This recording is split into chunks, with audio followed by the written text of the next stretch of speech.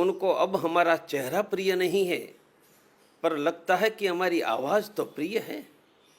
छुप छुप कर रात को हमारी आवाज सुन रहा है।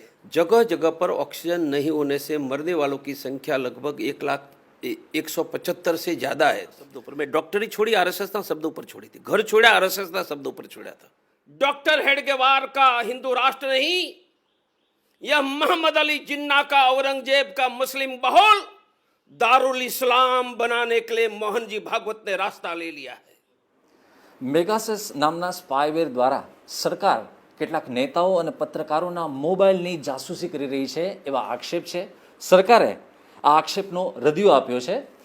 જે કેટલાક નેતાઓના મોબાઈલ ફોનની જાસૂસી થઈ રહી છે એમાં એક નામ આંતરરાષ્ટ્રીય પરિષદના અધ્યક્ષ પ્રવીણ તોગડિયાનું છે. પ્રવીણભાઈ, તમારું પણ નામ છે. આ કેટલાક મીડિયામાં ચમક્યું છે કે જાસૂસી થઈ રહી છે વિશે તમારું શું કહેવું છે? નમસ્કાર. મારું સ્પષ્ટ કહેવું છે कि प्रवीण तोगड़िया जो टेलीफोन पर बात करता है वही बात लाउड स्पीकर पर डंके की चोट पर करता है और वही बीबीसी के पत्रकार के साथ करता है। हमारा अंदर का बाहर और बाहर का अलग नहीं है, अंदर बाहर एक है, इसलिए हमें कोई छुपाना नहीं है। इसलिए हमारी बात कोई सुने या नहीं सुने हमें फर्क नहीं पड़ता है। पर मन में प्रश्न आता है कि हमने हिंदुत्व की बात की, हिंदू गौरव की बात की, युवाओं के रोजगार की, किसानों के दाम की, राम मंदिर की, कश्मीर की, हिंदुओं की।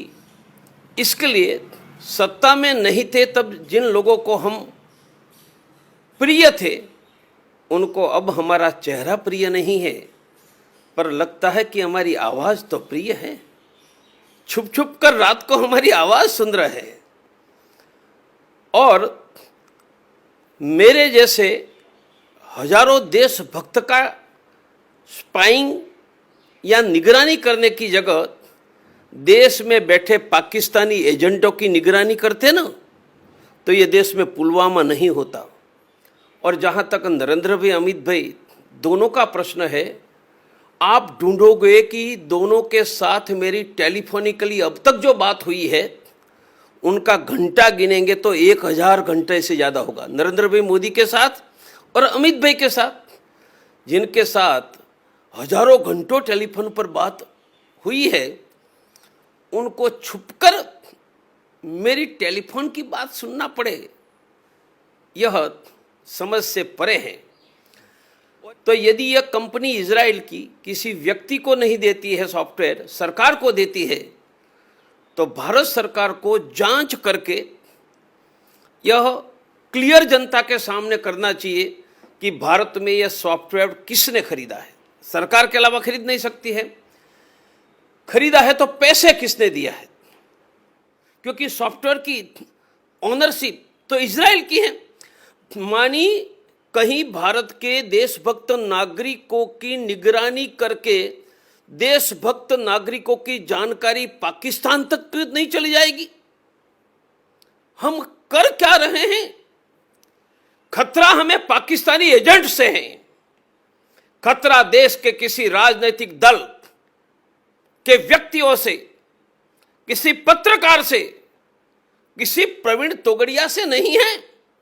देशभक्त से तो पाकिस्तानी एजेंट डरते हैं। प्रवीण तोगड़िया देश के राजनीतिक दलों के नेता और पत्रकार जैसे देशभक्तों से डरने वाला हिंदुस्तान में है कौन? प्रवीण भाई, अब बात नहीं कर सकते कि भाई मेरा नाम भी इसमें अगर है फोन टिपिंग वाले मामले में, जासूसी वाले मामले में, तो क्यों है? आपका उनसे एक नाता है, तो टेलीफोन पे आप अमित शाह और नरेंद्र मोदी से भी बात कर सकते हैं। मेरा अब वही कहना है कि हजारों घंटों हमने कभी लैंडलाइन मोबाइल से बात की है, तो छुप छुप कर नरेंद्र भाई मोदी और अमित भाई मेरी बात सुनेगा, वो मानता नहीं हूं। उनके नंबर मेरे पास है, मेरे नंबर उनके पास है।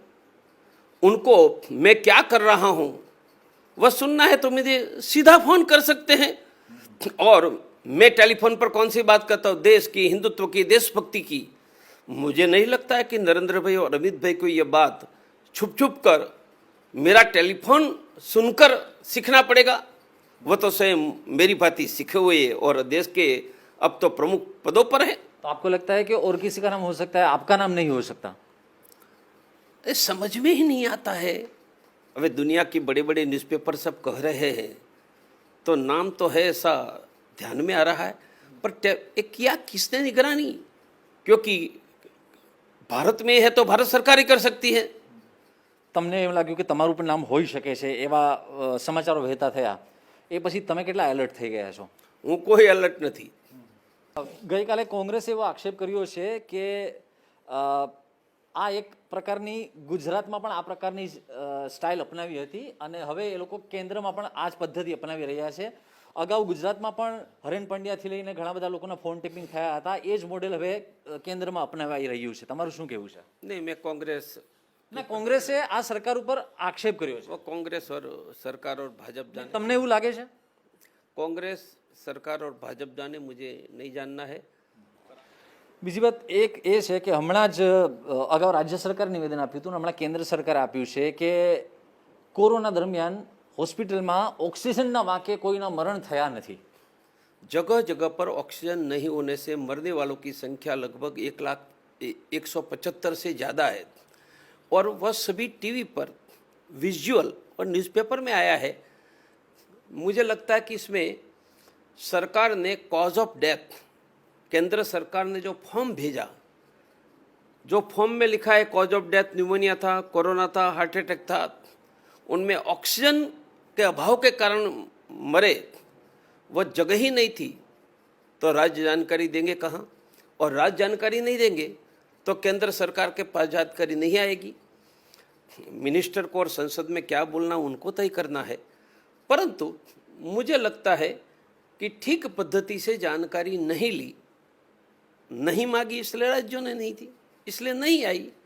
ऑक्सीजन के अभाव से देश में मृत्यु हुआ है. मैंने रोते हुए डॉक्टर को, हॉस्पिटल सुपरिटेंडेंट को रोते हुए मैंने देखा है कि मेरी नज़र के सामने ऑक्सीजन के अभाव से मेरे मरीज मर गए. ये सत्य है. બીજું કે મોહન ભાગવતે હમણાં થોડા દિવસ પહેલાં એવું કહ્યું હતું કે ભારતીયોનું ડીએનએ એક જ છે, તમામ ભારતીયોનું ડીએનએ એક છે અને હવે હમણાં ગઈકાલે એમણે કહ્યું છે કે સી અને એનઆરસીથી મુસ્લિમોએ કોઈ ગભરાવાની જરૂર નથી. मोहन जी भागवत ने जो कहा कि हिंदू और मुसलमान का डीएनए और पुरखे एक है, मानो मान लिया जाए कि 95 वर्षों तक आपने कहा भारत हिंदू राष्ट्र है, हिंदू ही राष्ट्रीय है, मुसलमान अराष्ट्रीय है, और आज कह रहे हो कि हिंदू मुसलमान दोनों राष्ट्रीय एक है, दोनों विरोधी बात कह रहे हो.